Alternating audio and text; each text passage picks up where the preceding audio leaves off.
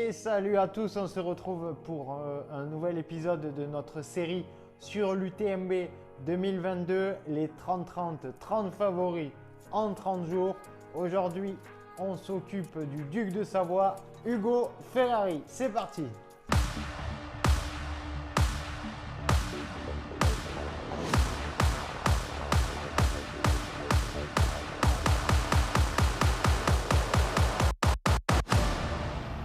Allez, c'est parti avec Ugo Ferrari.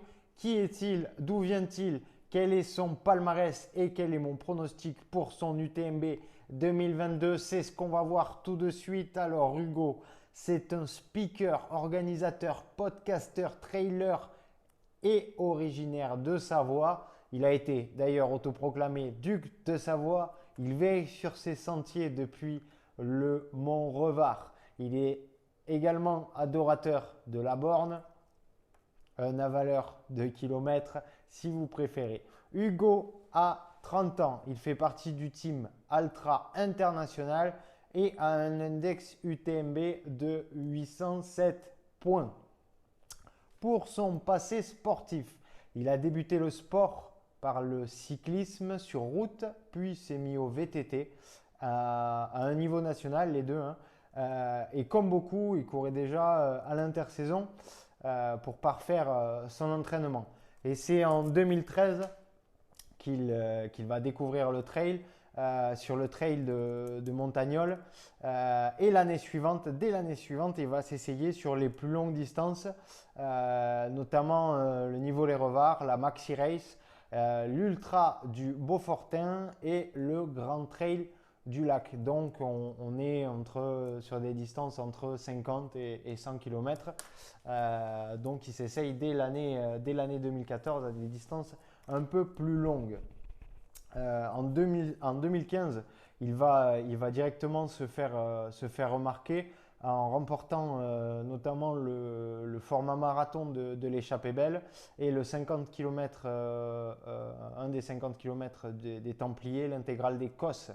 Mais son beau résultat, il l'obtiendra en 2016 lors d'une semaine d'UTMB sur la TDS, puisqu'il finira à la 4e place, derrière notamment un certain Pau Capel.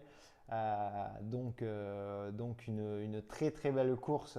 Je ne sais pas si certains s'en souviennent, mais tout le monde était un peu surpris de le voir à cette place-là. Mais au final, on se rend compte aujourd'hui qu'il était peut-être bien à sa place. Ensuite, 2017, il a été un peu embêté par plusieurs blessures. Une infection au pied, puis en fin de saison, il s'est aligné sur le Grand Raid, la Diagonale des Fous, où en tombant, il s'est fracturé la rotule. Donc année 2017 complètement biaisée pour lui.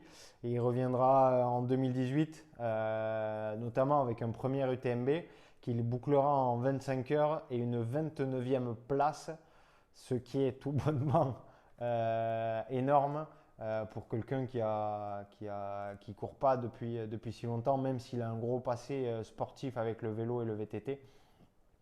Il s'était hissé dans les 30 premiers d'un UTMB parmi les tout meilleurs. Et l'année précédente, il avait été blessé. Donc un très beau retour de sa part. Il reviendra sur son UTMB en 2019 en faisant exactement le même temps. Et l'année dernière, en 2021, il passera sous la barre des 25 heures en 24h30 et une 18e place. Ugo, il faut savoir que l'UTMB, c'est sa course de référence. Depuis quelques années, il programme vraiment toute son année et tout son programme de course et d'entraînement autour de son UTMB. Donc on le verra dans la partie pronostic, mais il met toutes les chances de son côté pour vraiment réussir son UTMB 2022. Alors, je vais vous passer quelques lignes de son palmarès depuis depuis 2019. Donc on avait dit en 2016 la 4e place sur la TDS. Mais depuis 2019, ça a été une 4e place à Cape Town sur l'Ultra en Afrique du Sud, une 6e place au Grand Trail du Lac en 2020, une 18e place à l'UTMB, donc l'année dernière en 2021 en 24h30, une 8e place à l'Endurance des Templiers également en 2021. Et cette année, dès le début d'année, une 11e place sur la Transgran Canaria parmi un plateau tout bonnement exceptionnel. Il arrive à se glisser à la 11e place.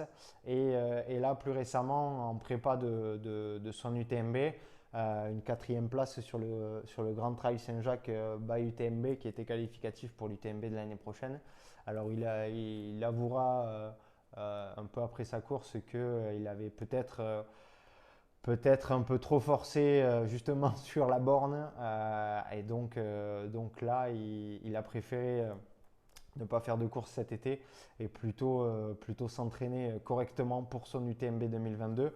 Donc on arrive à la partie pronostic. Comme je vous ai dit tout à l'heure, l'UTMB c'est sa course. Il commence à vraiment connaître les sentiers de l'UTMB. Il a l'expérience sur ce rendez-vous. Il s'améliore d'année en année. Et surtout, il met toutes les chances de son côté pour réussir son UTMB. Là, notamment en se préparant à Tignes à 2000 mètres pendant 3 semaines, un mois avant l'événement. Il avait déjà fait ça l'année dernière, ça lui avait plutôt bien réussi. Donc je pense, au vu de tout ce qu'on vient de dire, et si on continue sur sa progression, parce qu'on rappelle qu'il a que 30 ans, donc logiquement il doit continuer à progresser. Donc je pense qu'il peut passer sous la barre des 24 heures sur son UTMB. Je pense qu'il en serait très content. S'il passe par là, qui me disent s'ils en seraient très contents de passer sous la barre des 24 heures. Ça le classerait autour de la 10-15e place. Selon les années, ça diffère un peu, mais voilà, c'est là où je le verrai. 10, entre 10 et 15, entre la 10 et la 15e place. En dessous, c'est peut-être encore un peu juste, même si lui l'espère, si je l'espère aussi pour lui, ça peut le faire, hein, entre 8-10, ça peut le faire, mais il faut vraiment une course pleine et une course parfaite, sans accroc. Donc voilà pour mon pronostic pour son UTMB 2022 à Ugo Ferrari, le duc de Savoie. On se retrouve dès demain. N'hésitez pas à commenter, liker, partager. Donnez-moi votre avis, vos pronostics sur l'UTMB d'Ugo Ferrari. Du coup, on se dit à demain pour un nouvel athlète. Salut!